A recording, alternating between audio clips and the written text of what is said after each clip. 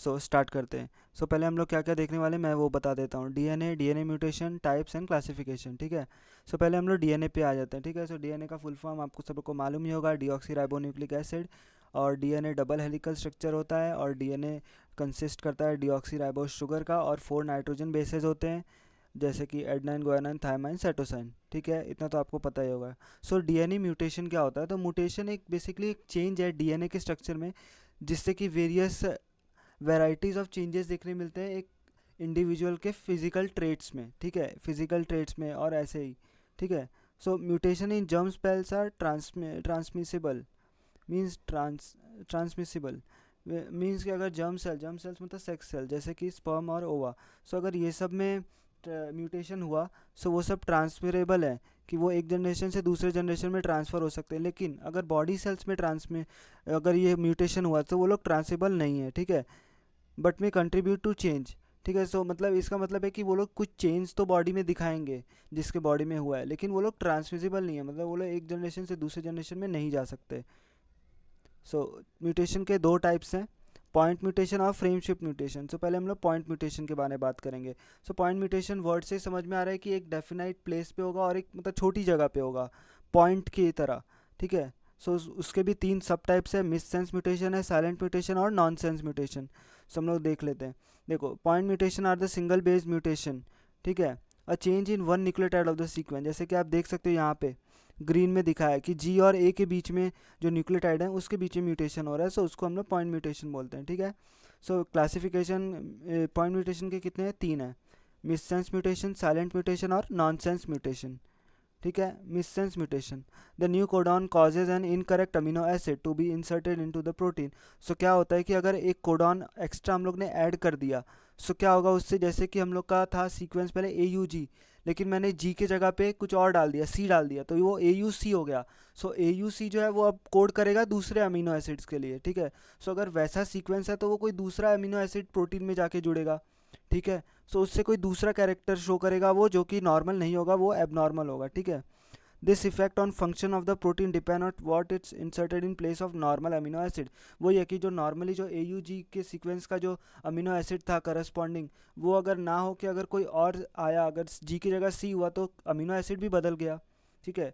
सो उसके वजह से प्रोटीन के फंक्शन में भी डिफरेंस आ सकता है, और वो फंक्शन कुछ भी हो सकता है, कोई एबनॉर्मेलिटी भी हो सकती है, ठीक है। सो मिससेंस म्यूटेशन ये हुआ। सो आप ये फिगर में देख सकते हो कैसे, एक तो फर्स्ट वाले फिगर में देखो राइट लेफ्ट साइड में, सो यहाँ पे नॉर्मली दिया है, ठीक है, देख रहे हो। और सेकंड सेक्शन में देखो वो रेड में जी को मार्क किया है, ठीक है।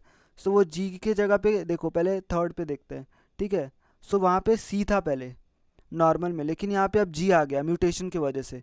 सो आप देख सकते हो कि ये कैसे मतलब चेंज हो गया, स्लाइड फिगर्स कैसे चेंज हो गए, जैसे सर्कल, स्क्वायर, ट्रायंगल और ओवल और रेक्टेंगल था, लेकिन अभी यहाँ पे कुछ चेंज, बीच में स्टार आ गया, ठीक है। सो ये पूरा प्रोटीन का कंपोजिशन ही बदल जाता है, और फिर उसकी वजह से उसका फंक्शन भी बदल जाता है, ठीक है। और एक दूसरा चीज़ नॉनसेंस म्यूटेशन, ठीक है।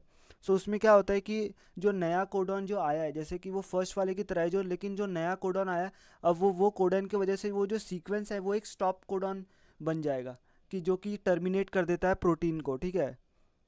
सो जैसे कि हम लोग एग्जांपल से पढ़ते हैं, समझे, जैसे कि ये देखिए, जैसे कि यहाँ पे यू जी सी है नॉर्मल में, ठीक है, तो वो अमीनो एसिड कोई सिंथेसाइज करता है, कोई अमीनो एसिड उसके साथ असाइन होता है, लेकिन आपको मालूम ही होगा कि यू ए जी जो सीक्वेंस होता है, यू जी ए जो यहाँ पे दिया है, वो सब स्टॉप कोडॉन से, मीन्स कि उसके बाद वो लोग रोक देते हैं वहीं पे, और उसके बाद मतलब कि वहाँ पे प्रोटीन सिंथेसिस नहीं हो पाता।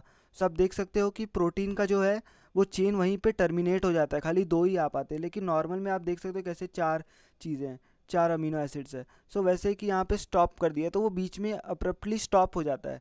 सो इसके वजह से भी कुछ ना कुछ चेंजेस दिखाई देते हैं हमें वो देखने के लिए, ठीक है। और साइलेंट म्यूटेशन क्या होता है? 2 सीक्वेंस होते हैं जो कि खाली एक अमीनो एसिड्स के लिए होते हैं, ठीक है। सो अगर वो दोनों में अगर इंटरचेंज भी होता है तो भी वो भी सेम अमीनो एसिड चेंज करेंगे ना, सो उसके वजह से कोई चेंजेस नहीं होगा, लेकिन उसको हम लोग म्यूटेशन में काउंट करते हैं, ठीक है। सो उसको बोलेंगे साइलेंट म्यूटेशन, क्योंकि उससे कोई चेंज नहीं हो रहा है, क्योंकि वो सेम ही अमीनो एसिड्स के लिए प्रिपेयर कर रहे थे, ठीक है। और जो सेकंड टाइप मैंने बताया था वो है frame shift mutation. Frame shift mutation is a change in the reading frame of the DNA. अब डीएनए रीड जब होता है ट्रिपलेट्स के फॉर्म में AUG UAC, ठीक है, ये नॉर्मल रीडिंग है। लेकिन मैंने अगर एक और ऐड कर दिया, जैसे यू के पहले ए ऐड कर दिया, सो अभी पूरा रीडिंग जो ट्रिपलेट है वो एकदम बदल जाएगा, चेंज हो जाएगा, तो उसको बोलते हैं फ्रेम शिफ्ट हो जाना, ठीक है। सो द लॉस और gain of 1 or 2 nucleotide causes the affected codon and all the codons that follow to be misread, ठीक है। सो मिसरीड हो जाएगा। मैं उसका एग्जांपल दूँ, इसमें है फोटो, ये फिगर में देख सकते हो कि नॉर्मल में क्या है, GUA है, ठीक है, पहला सीक्वेंस। लेकिन जो म्यूटेशन होने के बाद अगर यू को हम लोग ने निकाल दिया, म्यूटेशन की वजह से यू अगर मिस हो गया, सो हम लोग का रीडिंग क्या हो जाएगा, GAA हो जाएगा। लेकिन जो नॉर्मल रीडिंग था वो GUA था। सो GAA अभी एक नया अमीनो एसिड्स अपने साथ लेके आएगा। सो वो नया अमीनो एसिड्स आने की वजह से प्रोटीन के स्ट्रक्चर में चेंजेस होगा, और वो प्रोटीन नॉन फंक्शनल भी हो सकता है या तो कोई एबनॉर्मल चेंजेस भी कर सकता है। सो ये था कि मिसिंग होने पर क्या होता है। सो इसके वजह से क्या होता है कि this leads to very different and often non functional protein product, कि ऐसे म्यूटेशन के बाद जो प्रोटीन बनेगा वो कोई फंक्शन के लायक नहीं रहेगा। सो वो भी हो सकता है, ठीक है। और एक और चीज़ होता है डिलीशन, कि कोई डिलीट हो गया, ठीक है। जैसे फॉर एग्जांपल देखो, डीएनए ट्रिपलेट के फॉर्म में होता है। सो ये वर्ड से समझो कि ये जो हर एक जो द फैट, ये कोई न्यूक्लियोटाइड बेसिस है, ठीक है। So the fat cat ate the wee rat, ठीक है, ये नॉर्मल है। लेकिन समझो कि कैट डिलीट हो गया पूरा, ठीक है, तो अब कैसे रीड होगा, तो रीडिंग में चेंज हो जाएगा ना, कि AUG, समझो कि कैट कैट था AUG, लेकिन अब AUG ही पूरा डिलीट हो गया है, तो क्या पढ़ा जाएगा, the fat ate the wee rat. तो आप देख सकते हो कैसे डिलीट हो गया। तो अब इसके वजह से पूरा वो अमीनो एसिड्स ही नहीं होगा, जो अमीनो एसिड वो लाने वाला था अपने साथ। अगर वो अमीनो एसिड ही नहीं होगा तो प्रोटीन के स्ट्रक्चर में चेंजेस आएगा, और उसके वजह से ऐसा भी हो सकता है प्रोटीन कोई एबनॉर्मली फंक्शन करे, या तो वो फंक्शन ही ना रहे, ठीक है। सो तीसरा टाइप है इंसर्शन। तो अभी कोई नया इंसर्ट हो गया उसमें, सो उसको हम लोग बोलेंगे इंसर्शन।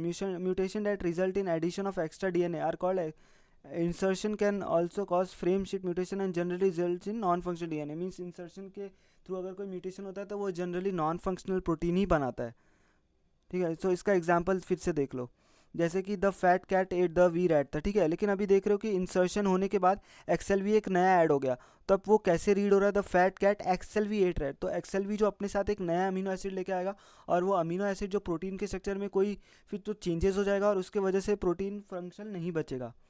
सो ये था। और एक इन्वर्जन है, जैसे कि इन इन्वर्जन म्यूटेशन है entire section of DNA is reversed, कि अगर एक एंटायर सेक्शन है, जैसे AUG है, सो अगर उसको हम लोगों ने रिवर्स कर दिया, जैसे GUA हो गया, ठीक है, सो उसके वजह से भी चेंजेस हो जाएगा रीडिंग में, और फिर वो उसके वजह से अमीनो एसिड कोई दूसरा आ जाएगा, और उसके वजह से क्या होगा कि कुछ और ही प्रोटीन बनेगा, और वो प्रोटीन एबनॉर्मली फंक्शन करेगा, या तो फंक्शन के लायक ही नहीं रहेगा, ठीक है। जैसे एग्जांपल में देख सकते हो, the fat cat ate the wee rat, ठीक है। सो इसको कैसे हम लोग ने उल्टा घुमा दिया, कि कैट को हम लोग ने TAC कर दिया, ठीक है। इसके वजह से क्या हुआ, इसके वजह से भी म्यूटेशन हुआ।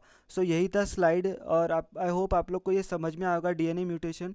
सो एक और बार मैं क्रेडिट देना चाहूँगा, ये PPT मैंने नहीं बनाई, ये मैंने स्लाइड शेयर से लिया है। और ये PPT कौन बनाया, रुक जाओ एक बार बता देता हूँ मैं। हाँ, सो ये सारा कनवाल ने PPT बनाया, all credit goes to her and nothing is mine. So thank you for watching this video. I hope you like this video, and if you like this video, please do subscribe to my channel and press that bell icon too. I will be coming with more videos in upcoming days. So thank you.